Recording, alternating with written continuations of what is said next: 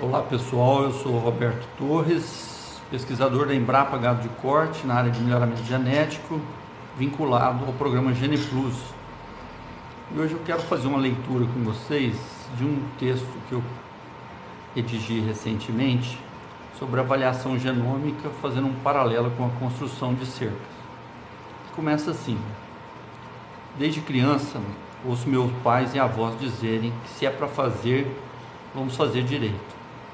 Isso vale para tudo na vida, desde uma simples tarefa do cotidiano do pecuarista, como a construção de cercas, até uma das tarefas mais elaboradas do processo de identificação dos animais superiores nos rebanhos, como a avaliação genômica.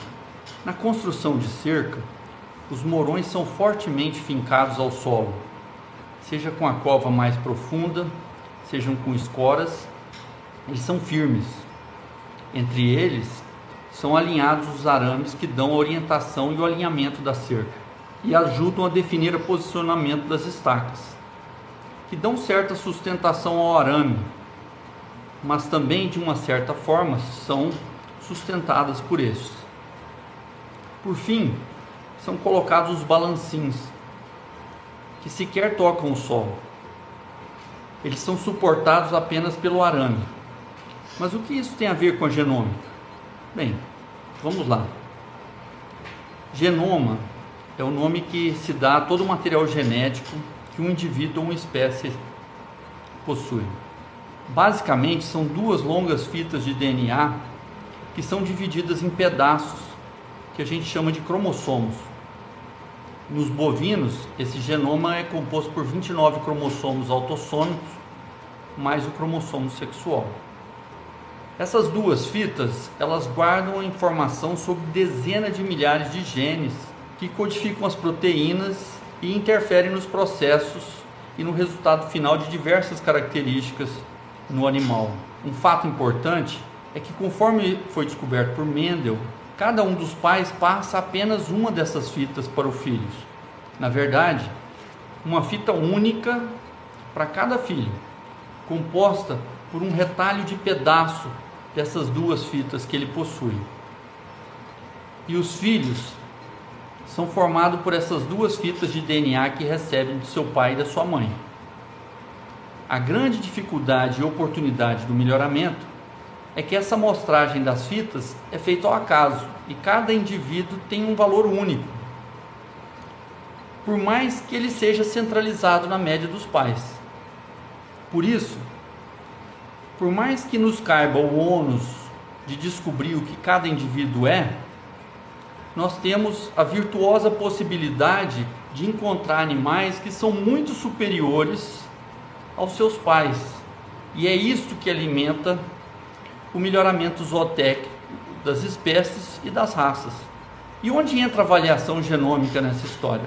Ela entra no momento em que percebemos que, além dos genes, essas grandes fitas, elas possuem marcas que podem ser de alguma forma expressas e permitem a gente acompanhar qual pedaço de qual fita cada indivíduo está passando para cada um dos seus filhos.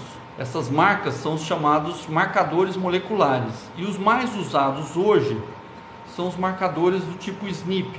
Eles existem há centenas de milhares no genoma bovino ou de qualquer outra espécie. E mais do que isso, já existem empresas especializadas que executam o serviço de identificar essas marcas às dezenas ou centenas de milhares em um prazo curto de tempo e a um custo acessível, com o que eles chamam de genotipagem de um painel de SNP. Com essas marcas e o poder de acompanhar essa segregação das fitas e saber quem está mandando o que para quem, nós podemos fazer várias coisas que são importantes para a avaliação genética. A primeira delas é verificar se o animal é de fato filho dos seus pais informados. Isso ajuda a gente a não deixar erro de pedigree poluir o trabalho de avaliação genética. A segunda coisa é permitir identificar quais pedaços de fitas originários de quais animais são aqueles que carregam os alelos desejáveis para os genes que interferem na manifestação das características produtivas. E por último, elas permitem acompanhar quais pedaços das fitas de DNA que um animal passou para o seu filho. Isso nos permite saber se o produto gerado recebeu o joio ou o trigo, e se ele vai ser um bom filho ou um filho ruim daquele acasalamento. Isso é o que nos permite conhecer cedo, com razoável precisão, o valor do animal e acelerar a evolução da raça. Antigamente, esse processo realmente era feito em partes. Primeiro uma calibração, depois uma predição. Mas hoje a técnica mais moderna, que é conhecida como avaliação single step, ela já realiza num único procedimento as duas tarefas, com a vantagem de que a cada avaliação nova, com um novo banco de dados, com um novo conjunto de animais provados e a nova base de animais informativos que foram genotipados, todo o processo é revisto e as regiões de influência refinadas, assim como a precisão genômica de todos os animais. Mas o que isso tem a ver com cercas? Bem, eu vou tentar me explicar, mas eu conto com a compreensão de vocês que estão ouvindo. Para mim, os touros provados são como os mourões. Eles marcam com firmeza a posição onde os arames, ou seja, a solução dos marcadores moleculares, devem passar. Eles é que realizam com maior força a segunda tarefa que a gente citou, de dizer qual fita originada de qual animal está associada a aumento de produção. É lógico que com as biotécnicas reprodutivas de hoje, nós temos algumas vacas que se comportam como verdadeiros mourões, em função do número de filhos descendentes que deixam. Os animais com fenótipo são como os postes. Eles podem causar pequenas movimentações no arame, mas eles não têm a firmeza suficiente para mudar drasticamente o direcionamento do arame. A maior contribuição deles é ajudar a afirmar a posição dos seus pais com seus fenótipos, o que por sua vez contribui para a boa calibração do processo.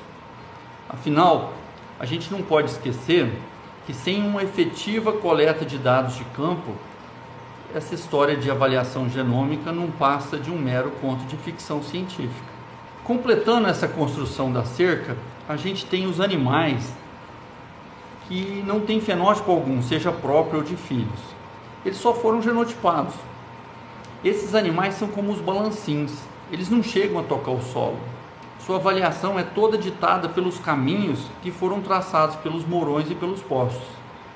Mesmo assim, se o conjunto de mourões e postes, ou seja, touros e animais fenotipados, for adequado, a gente tem como saber exatamente a posição do balancim e identificar os animais que têm combinações desejáveis, para a gente conduzir o melhoramento da raça e a evolução do rebanho. Por fim, já que estamos falando em fazer bem feito, vale ressaltar a importância de termos touros provados contemplando todas as linhagens da raça, visto que é bastante difícil você esticar o arame para uma região em que a gente não tem um mourão ali para dar sustentação para isso. Com isso, eu concluo chamando cada um dos participantes de um programa de melhoramento a responsabilidade de contribuir para a boa avaliação dos seus animais, com um amplo processo de coleta de dados de campo e genotipagem dos animais avaliados, principalmente dos touros que foram usados no seu rebanho. É mais ou menos essa mensagem que eu queria dar. Obrigado a quem teve paciência de ficar comigo até o final e um abraço.